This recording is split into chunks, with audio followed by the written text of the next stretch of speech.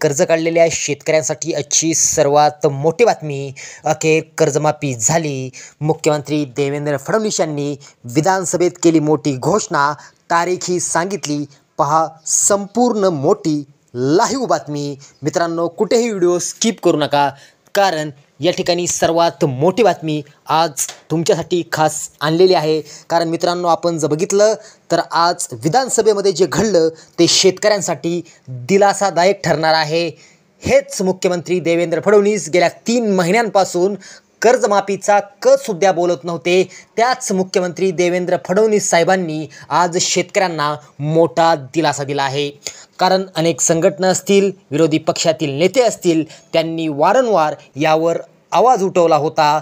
यातच राज्याचे मुख्यमंत्री देवेंद्र फडणवीस आणि राज्याचे उपमुख्यमंत्री एकनाथ शिंदे यांनी मागील काही दिवसात केंद्र सरकारची भेट घेतली होती. त्यावेळी कर्जमाफीचा प्रस्ताव केंद्र सरकारकडे सुपूर्द केला होता. अशातच केंद्र सरकारने कर्जमाफीसाठी हिरवा कंदील दिल्याने आज मुख्यमंत्री देवेंद्र फडणवीस यांनी कर्जमाफीची घोषणा करून तारीख देखील सांगितली आहे. ते व्हिडिओच्या पुढे आपण पाहणार आहोत.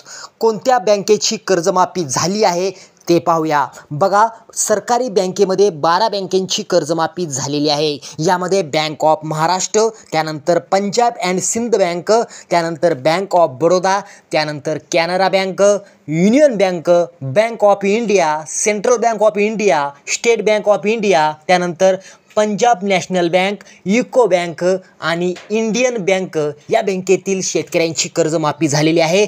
तसंच कर्जमाफ करण्यात येणाऱ्या खाजगी बँकेचा देखील समावेश आहे. त्या बँका देखील आपण या ठिकाणी पाहूया. ICICI bank, yes bank, axis bank, GK bank, HDFC bank. अर्थात कोणत्याही खाजगी बँकेतून मात्र शेती पिकासाठीच कर्ज घेतलं असेल तर माफ केलं जाणार आहे. त्यासाठी तुमच्याकडे पीक कर्ज घेतलेले बँकेचे पासबुक असणं महत्त्वाचं आहे.